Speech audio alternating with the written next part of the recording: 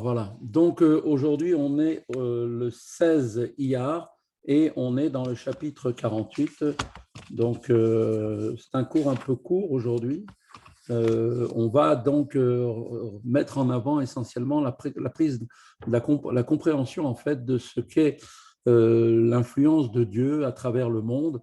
Donc on avait vu qu'il y avait de manière générale deux lumières qui étaient donc présentes dans la création. Une lumière qui est une lumière donc qui s'introduit à l'intérieur de chaque monde et bien sûr beaucoup plus importante dans les mondes supérieurs que dans les mondes inférieurs, et qui va donc avoir cette lumière, cette particularité, c'est qu'elle va donner aux créatures la possibilité de pouvoir recevoir cette vitalité comme l'âme qui s'introduit à l'intérieur du corps pour pouvoir s'adapter en fonction de chaque monde et de chaque créature selon ses capacités de pouvoir supporter la lumière de cette, la force de cette lumière-là. Donc cette lumière-là est appelée dans la Kabbale et dans la Chassidoute or, même la lumière qui est littéralement qui remplit, la lumière qui remplit, donc à l'image donc de l'âme qui remplit le corps.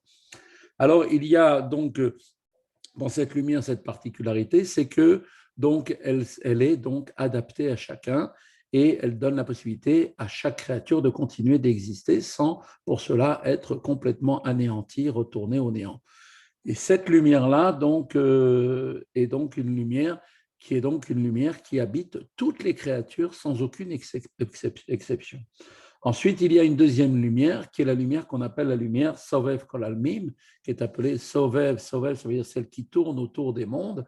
Makif aussi, qui entoure les mondes. Et donc, cette notion, bien sûr, est à prendre au sens figuré. On ne parle pas ici de quelque chose qui entourerait comme une sorte comme l'atmosphère, par exemple, entoure la Terre. Ça n'a absolument rien à voir, puisque ici, ce n'est qu'une image pour qu'on comprenne un petit peu. Et là, on parle de notions qui sont des notions spirituelles. Donc, cette notion qui entoure, qui enveloppe les choses, l'ensemble de toute la création est un peu plus à l'image d'une dimension spirituelle que d'une notion matérielle. Et c'est ce dont on va parler aujourd'hui. Et on a expliqué que pourquoi est-ce que cette lumière-là, elle est donc enveloppante et pourquoi elle ne s'introduit pas à l'intérieur de chaque créature. Eh bien, c'est parce que cette lumière est tellement puissante, tellement forte qu'aucune créature ne pourrait continuer d'exister si elle était à l'état révélé. Et donc, elle reviendrait, chaque créature, à son néant, le néant, qui est en fait le néant et la source. Le néant, ça veut dire la non-existence, la non-vision de la lumière, puisque à ce stade-là, seule la lumière de Dieu est présente. Et donc, pour ne pas donner aux créatures donc un retour à rien, au néant total, eh bien, cette lumière doit être cachée et elle est donc présente, c'est ce qu'on appelle la lumière transcendante, elle est présente et bien là au niveau des mondes et de chaque créature, et elle enveloppe tout l'ensemble de la création, et là sans aucune distinction d'un niveau à l'autre, et donc de ce fait, elle a cette force-là, la possibilité de pouvoir donc être donc là sans influencer, on va dire, de manière tangible et visible les créatures. Alors, dernier petit rappel, c'est que la lumière mémalée, comme on l'avait dit, n'est qu'en fait un reflet de cette lumière-là, d'accord? Ce n'est qu'un reflet. Et on voit que par un reflet, ça a donné l'existence à toute chose, puisque cette lumière qui entre à l'intérieur du monde et de chaque créature est l'âme de chaque créature, bien sûr. Et donc, comme l'âme donne la vie et l'existence au corps, eh bien, cette lumière, qui n'est qu'un reflet, encore une fois, donne l'existence à l'ensemble de toute la création. C'est quelque chose qui me paraît extraordinaire. Et la lumière elle-même, par contre, qui est la lumière de Sovev Kol Almim, elle-même est une lumière qui donc n'apparaît pas dans les mondes. Et bien que toutes les deux soient donc avec leur dimension infinie et infinie, malgré tout, elles restent attachées avec la création. D'accord? Mais il existe encore une autre dimension d'une lumière qui dépasse encore même la lumière Sovev Kol Almim, qui est une lumière qui est ce qu'on peut dire au niveau de l'essence même. Voilà. Donc, ceci étant dit, on va rentrer un petit peu plus maintenant sur cet aspect-là que l'Admorazaken va nous donner avec un exemple pour qu'on puisse comprendre. Donc, il nous dit la chose suivante. Rabbi Shlomo Zalman va à présent illustrer cette idée à l'aide d'un exemple en nous parlant donc du sol terrestre. Le sol terrestre, comme on le sait, est composé d'éléments qui sont des éléments inertes, comme les minéraux, d'accord? Il y a donc des végétaux. Donc, ces deux niveaux qui sont les deux niveaux inférieurs de la classification traditionnelle, inerte, végétale, qui sont les règnes, en fait, le règne minéral, le règne végétal. Et ensuite, il y a deux autres règnes qui sont une classification différente, qui est le règne animal et le règne humain, puisque les deux sont, bien sûr, se distinguent par le fait qu'ils peuvent se mouvoir, qu'ils peuvent aller où ils veulent. Et pour l'humain, bien sûr, lui qui a la capacité de pouvoir comprendre, de pouvoir parler. Alors, on voit que le sol terrestre, donc, quand on parle du sol terrestre, on parle de la surface de la Terre, elle est composée de ces quatre règnes, minéral, végétal, animal et humain. Et la vitalité qui se trouve donc révélée à l'intérieur de chacun de ces quatre règnes, eh bien, elle est en fait à un infime degré. Pourtant, la Torah nous affirme dans le texte clairement que la terre est emplie de la gloire de Dieu. Malé haaretz kevod Hashem. C'est-à-dire que, qu'est-ce qu'on veut dire par là? C'est que l'infinie lumière de Dieu est donc bien sûr présente là aussi dans ce monde. Alors, il y a ici donc, on vient nous dire ici que cette lumière qui est présente de manière cachée et enveloppante, pour reprendre un petit peu la terminologie de la Chassidoute, donc maintenant doit être expliquée. Parce que quand on parle ici de la gloire de Dieu, on parle bien sûr de la lumière infinie de Dieu, cette lumière qui entoure les mondes et qui les enveloppe et qui, a priori, n'est pas visible. Elle est complètement imperceptible parce qu'étant tellement haute qu'elle est cachée. Donc comment la Torah peut-elle nous dire que la gloire de Dieu se trouve dans ce monde? A priori, si la gloire, on parle de la gloire de Dieu, a priori, c'est quelque chose qui fait référence à la notion de visible. On ne peut pas parler de gloire si on ne voit pas de quoi on parle. Alors, il va donner tout de suite un exemple à Mourazaken pour illustrer son propos. Machal Bézé, et il nous dit, pour illustrer cette idée, il nous dit la chose suivante. Ine Haaretz alzo agashmit. Considérons cette terre matérielle. Bien qu'il est marqué dans le texte, comme on l'a dit, que le monde entier soit plein de sa gloire. D'accord? Aïnu or ensof baruchu. De quoi parle-t-on? De quelle lumière, de quelle gloire? On parle de la lumière de Dieu. Cette lumière qui est, comme on avait dit, la lumière qui entoure et qui enveloppe, qu'on appelle la lumière Sovev Kalalmim. Ou Allo et Hashamaim vetaretz animale neum Hashem. Dieu dit lui-même, comme il est marqué dans le texte, est-ce que moi, Dieu, je ne remplis pas le ciel et la terre? C'est-à-dire de l'infinie lumière, comme il est dit dans Yirmiyahu, n'est-ce pas que moi, Dieu, j'emplis le ciel et la terre, dit Dieu. On voit que le pronom je, Dieu s'exprime, je remplis les mondes, renvoie à quoi? Quand on parle de je, on parle du moi intrinsèque de Dieu. Cela renvoie à l'infinie lumière. C'est donc bien la lumière infinie qui emplit le ciel et la terre. Et pourtant, on avait expliqué que cette lumière-là ne peut pas être à l'intérieur des mondes parce que les mondes retourneraient au néant vu la puissance de cette lumière. Alors on dit comme ça.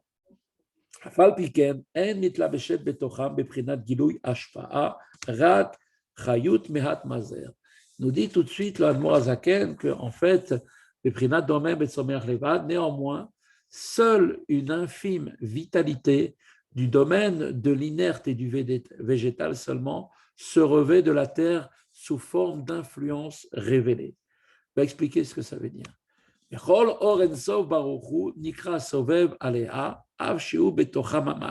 Et toute lumière infinie de Dieu, qui emplit, toute cette lumière infinie de Dieu qui emplit la terre, en étant elle-même occultée et décrite comme enveloppant donc la terre, bien qu'elle soit à l'intérieur d'elle vraiment. Donc cette lumière, quand on dit, vous voyez déjà tout de suite, quand on dit qu'elle est enveloppante, donc ça ne veut rien dire avec la notion de quelque chose qui est au-dessus, parce qu'une chose qui est au-dessus n'est pas à l'intérieur. Alors que là, la lumière de Dieu, elle est enveloppante, mais en même temps aussi, elle est à l'intérieur de toute la création.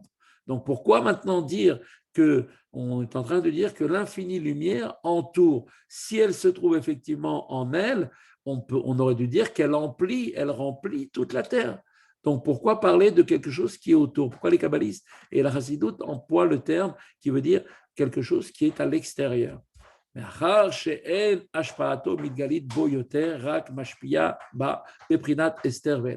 Qu'est-ce qu'on a voulu dire en vérité? Qu'est-ce que les Chachamim ont voulu dire en disant qu'elle était enveloppante, qu'elle entourait?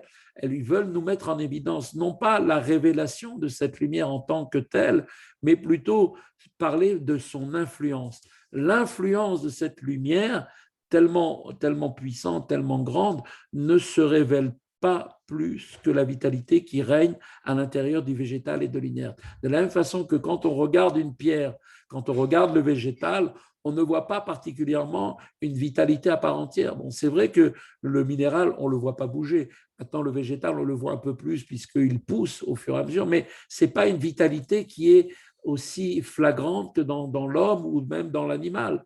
C'est quelque chose qui est a priori qui se passe, mais qu'on ne peut pas, qu'on ne voit pas. On peut l'observer, mais simplement on ne la voit pas. Elle n'est pas aussi visible que dans des êtres qui bougent, comme les animaux ou bien comme les êtres humains. Et pourtant, qu'est-ce qu'on veut dire par là? C'est que cette lumière-là, et bien évidemment, elle a son influence. Elle influence à l'intérieur d'elle. Elle ne s'y révèle pas plus. Et cette influence qui est donnée à l'ensemble de toute la création est à l'image de l'influence qui est donnée à l'intérieur du végétal et du minéral que l'on ne voit pas. Mais cette lumière, elle influe sur elle, c'est-à-dire sur toute la création, de manière dissimulée et de manière voilée. Donc voilà en quoi ce que veut dire en fait elle enveloppe, elle entoure les mondes, c'est-à-dire qu'en fait, elle n'est pas perceptible, on ne perçoit pas son influence, mais elle est bien présente et elle est aussi à l'intérieur de chaque créature. Et il y a un principe général, c'est que à chaque fois qu'on parle d'une influence qui est de nature dissimulée, comment est-ce qu'on appelle ça? Eh bien, elle est appelée cette influence enveloppante d'en haut. Pourquoi? Car le monde caché dont on parle ici, eh bien, est d'un rang supérieur au monde révélé. L'influence qui demeure dissimulée et cachée dans le monde, voilée dans le monde caché, est d'un rang plus élevé que celle qui est manifestée dans le monde révélé. On dit par conséquence de l'influence qui s'exerce de manière dissimulée qu'elle est transcendante et qu'elle enveloppe donc d'en haut.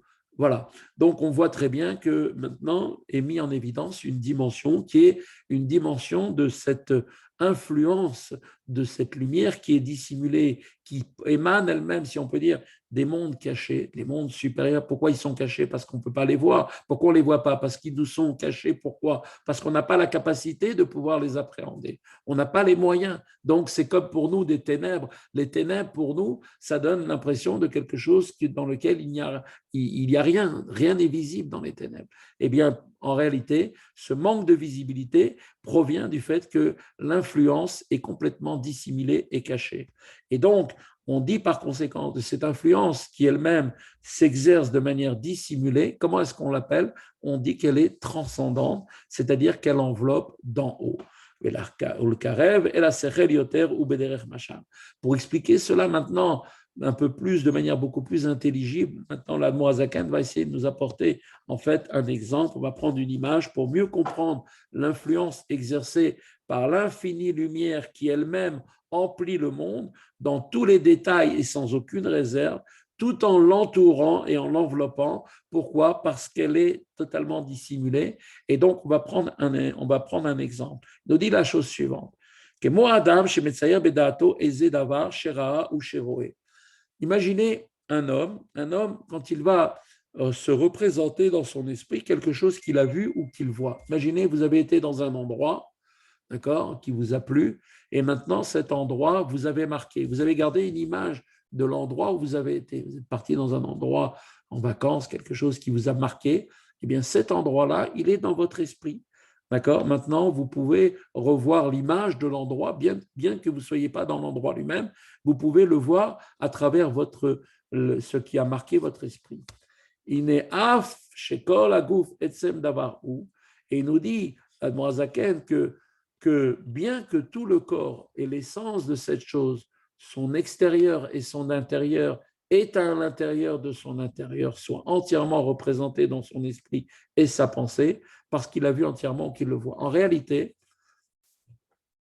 nous dit l'Admorazaken, donc l'exemple, c'est à prendre comme ça, c'est que le corps, par exemple, est l'essence de cette chose, qui est donc de cette chose que vous avez vue. Imaginez, vous avez vu quelque chose d'extraordinaire, vous étiez dans un endroit, vous avez vu, je ne sais pas moi, vous avez vu une chose extraordinaire, un endroit, un paysage merveilleux.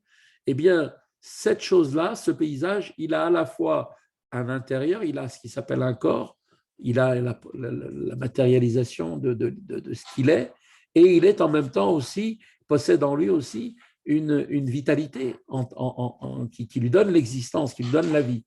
Et donc, cet intérieur, si on peut dire cet extérieur, qui est l'image elle-même de la chose, et ce qui donne l'existence à cela, eh bien, se trouve maintenant complètement représenté dans votre esprit, dans votre pensée. Et donc, automatiquement, cette pensée, de cette chose à laquelle vous pensez, eh bien, vous la revoyez très clairement dans votre esprit. Pourtant, votre esprit n'est pas dans l'endroit de cette chose. C'est en fait la chose qui s'est retraduite dans votre esprit. Donc, on peut dire qu'à ce moment-là, qu'est-ce qu'on peut dire? Iné nikra da'ato mekafet adava kulo. Eh bien, on peut dire que votre esprit enveloppe totalement cette chose. Vous comprenez l'idée? Voilà. J'ai vu, imaginez, je ne sais pas, moi j'étais un enfant. La première fois, je vois un éléphant, ça m'a marqué. D'accord? Maintenant, l'éléphant, il est dans ma tête. Est-ce qu'il est vraiment physiquement dans ma tête? Non. Il y a quoi dans ma tête? Il y a la représentation du corps de l'éléphant et la vitalité maintenant que je vois de cet animal. Je le vois bouger dans mon esprit. Pourtant, il n'est pas là. Mais puisqu'il est dans mon esprit, donc ça veut dire que mon esprit maintenant enveloppe entièrement cette chose et donc elle l'a absorbé complètement. Et donc, c'est à cette image, c'est selon cette image-là qu'il faut comprendre maintenant la dimension, si on peut dire, bien sûr, toute proportion gardée, de cette lumière infinie de Dieu qui est une lumière qui enveloppe. Donc, de la même façon que mon esprit enveloppe l'image de cet exemple avec l'éléphant que j'ai vu, cet éléphant, il est dans mon esprit, donc mon esprit l'enveloppe entièrement, enveloppe son corps et l'âme qu'il a en lui qui lui permet d'exister. Et il nous dit exactement, eh bien, il nous dit c'est exactement de même concernant l'objet de notre idée, de l'image, pour expliquer l'image de la lumière enveloppante. Donc, cette chose est enveloppée. Donc, là aussi, cette chose-là est enveloppée de manière, si on peut dire, spirituelle. Ce n'est pas qu'elle est enveloppée avec quelque chose qui vient l'envelopper, mais vous avez compris que par cette image de l'esprit, on peut très bien envelopper quelque chose sans qu'on l'attrape concrètement. Et donc, il nous dit, Vedavar ou mukav bedato marchavto, rag sheno mukav bepoel mamash, rag bedimeno marchavat adam bedato. Et donc, comme il nous dit, donc, c'est que cette chose-là, en considérant l'objet que l'on a vu, qui nous a marqué, et que cette chose est enveloppée par notre esprit et par notre pensée, eh bien, c'est seulement en réalité que la chose n'est pas enveloppée effectivement. Ce n'est pas qu'on a enveloppé maintenant l'éléphant, il n'est pas entouré. Il est dans notre tête, mais seulement il est là où dans notre imagination et dans notre pensée et dans notre esprit. Voilà un peu à quoi fait référence, si on peut dire, avec cette image-là, la lumière infinie qui enveloppe les mondes. Alors bien sûr, on verra que tout ça, ce n'est qu'une image humaine pour nous permettre un petit peu de commencer à comprendre les choses et que l'on va bien sûr encore développer, si Dieu veut, un peu plus pour essayer de mieux développer cela.